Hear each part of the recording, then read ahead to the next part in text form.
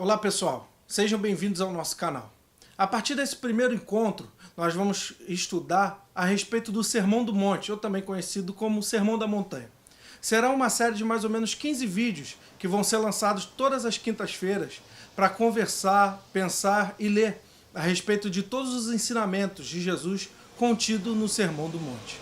E nesse primeiro vídeo, vamos estar conversando sobre o panorama, o contexto histórico e o contexto literário do Sermão do Monte.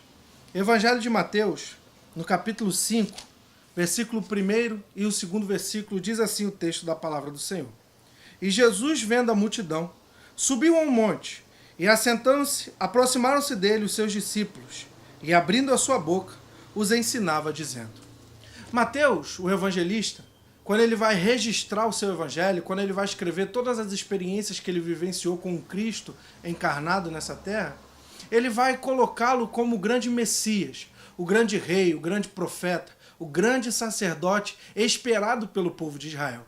Então, assim como foi profetizado em Deuteronômio 18:18 por Moisés, dizendo que Deus levantaria um outro profeta, à semelhança e até mesmo superior a Moisés, Mateus está mostrando que esse profeta chegou.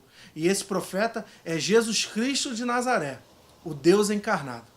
Você vai poder perceber que assim como Moisés escreveu o Pentateuco, ou a Torá judaica, que contém os 5 livros, que são eles Gênesis, Êxodo, Levítico, que é o livro da lei, Números e Deuteronômio, que é a repetição da lei, Mateus registra também 5 grandes discursos de Jesus.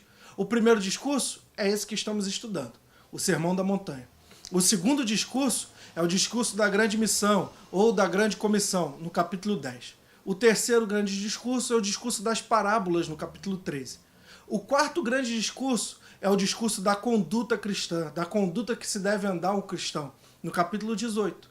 E o último grande discurso, o quinto, está no capítulo 23 ao 25, que é também conhecido como o Sermão Escatológico, ou a despedida do nosso Mestre, o Senhor Jesus Cristo. Mateus está colocando Jesus o tempo todo em paralelo com Moisés.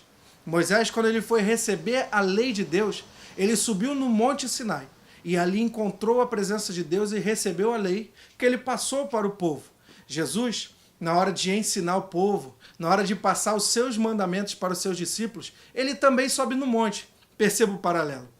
Só que Jesus, ele não sobe no monte para ensinar uma nova lei. Jesus, ele vai reinterpretar a lei de Moisés. No período de Jesus, nesse contexto histórico, os grandes mestres, os grandes rabinos, eles reinterpretavam todas as leis que Moisés deixou. É por isso que no Sermão do Monte, Jesus diz assim, ouviste o que foi dito, eu, porém, vos digo. Eu, Jesus, Cristo, eu sou a reinterpretação da lei. E eu não vim pregar, Jesus não veio pregar uma nova norma, uma nova lei. Ele veio pregar o evangelho de salvação. Você vai poder perceber que a lei condenava o quê?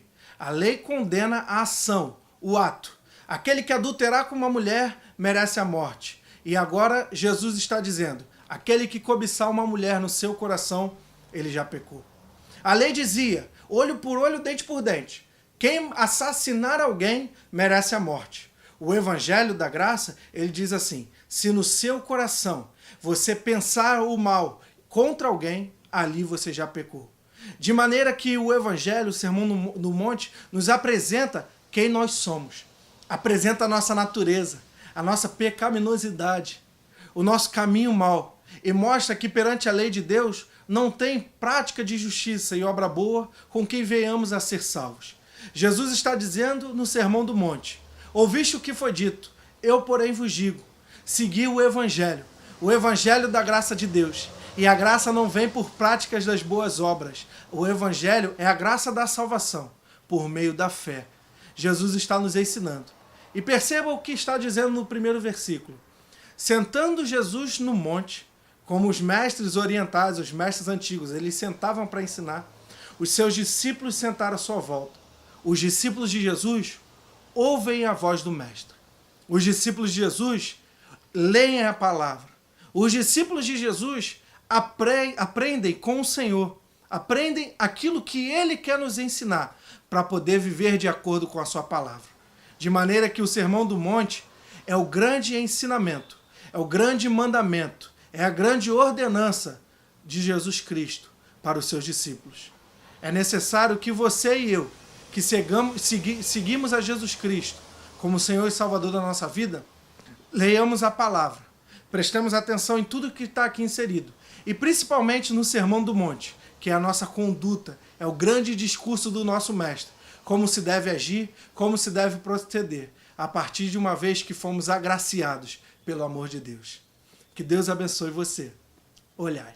Se você gostou desse vídeo, inscreva-se no nosso canal, compartilhe com seus amigos, com os irmãos da sua igreja, com toda a sua família, para que a gente continue pregando a palavra de Deus e expandindo o seu reinado aqui nessa terra.